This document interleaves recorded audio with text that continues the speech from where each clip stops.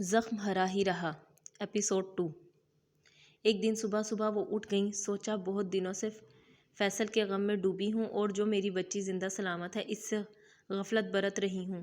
وہ بیچاری سارا دن سہمی سہمی ادھر ادھر پھرتی رہتی ہے۔ اسے نہلانے دھلانے کا بھی کئی دنوں بعد آتا ہے۔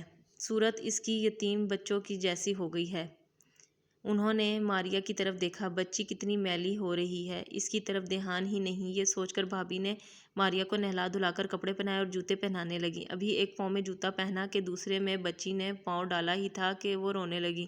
وہ پاؤں جوتے میں ڈالنے لگتی تو بچی خوف سے رونے لگتی اور جھٹکے سے پاؤں باہر نکال لیتی۔ بھابھی کو تبھی غصہ آ گیا کہ یہ کیا تماشا کر رہی ہے۔ اسے ڈانٹ کر پاؤں پکڑا اور زبردستی گھسیٹ کر جوتا پہنایا اور اسے وہیں چیختا چلاتا چھوڑ کر اس کا ربن اور کنگا لینے کمرے میں چلی گئیں۔ جب ماریا کی چیخیں بلند ہو گئی تو وہ باہر بھاگیں کہ دیکھوں آخر بات کیا ہے جو اتنا بلک کر رو رہی ہے۔ دیکھا کہ زمین پر گری زور زور سے ٹانگیں چلا رہی ہے۔ اب بھی بھابھی کو سمجھ نہ آیا کہ بات کیا ہے۔ ان کی بیٹی کسی تکلیف میں مبتلا ہے، مگر ماریا کے چہرے سے ظاہر ہو رہا تھا کہ وہ شدید تکلیف میں ہے جس کو برداشت کرنا اس کے بس سے باہر ہے۔ ڈاکٹر تک پہنچتے بچی ہلکان ہو گئی، اس کی ٹانگ نیلی پڑ گئی، وہ بے ہوش تھی۔ ڈاکٹر نے ٹیبل پر لٹایا، ہلایا جلایا اور جوتے اتارے تو پتہ چلا کہ جوتے کے اندر کالا بچھو تھا جس نے ماریا کو 3-4 بار ڈنگ مارا، مگر سریا بھابھی کی سمجھ میں کچھ نہ آیا۔ ڈاکٹر نے جوتا جھٹکا تو بچھو فرش پر گر گیا۔ یہ انتہائی زہریلا تھا جس کا زہر ماریا کے بدن میں پھیل چکا تھا۔ وہ جانبر نہ ہو سکی، یوں بھابھی بیچاری کی ہری بھری گود اجڑ گئی۔ وہ نیم پاگل سی ہو گئیں، حواس کھو بیٹھیں۔ یکے بعد دیگرے 2 جان لیوا حادثوں نے ان سے زندگی کی ہر خوشی چھین لی۔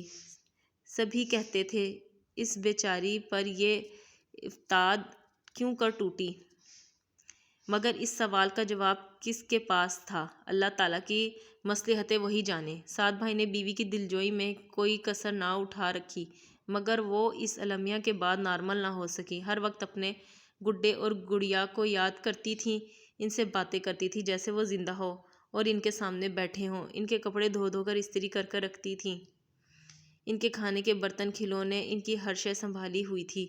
جب سوتیں تو اپنے ایک جانب گڑیا اور دوسری جانب گڈا لٹا لیتیں اور جب تک آنکھ نہ لگ جاتی ان کو بھینچ بھینچ کر پیار کرتیں اور ان سے باتیں کرتیں۔ ماہر نفسیات سے بہت علاج کروایا مگر ان کے دل کا زخم ہرا ہی رہا۔ اپنے طور پر ایک روز سعد بھائی یتیم خانے سے اپنا بھتیجا بھی لے کر آئے کہ شاید اس بچے سے دل بہل جائے اور ان کی پیاسی ممتا کو سکون مل جائے، مگر اسے دیکھ کر وہ اور زیادہ رونے لگیں، چلانے لگیں جیسے کسی نے ان کے دل کے زخم کو چھیل دیا ہو۔ ان کو اپنے بچے اور زیادہ شدت سے یاد آنے لگے۔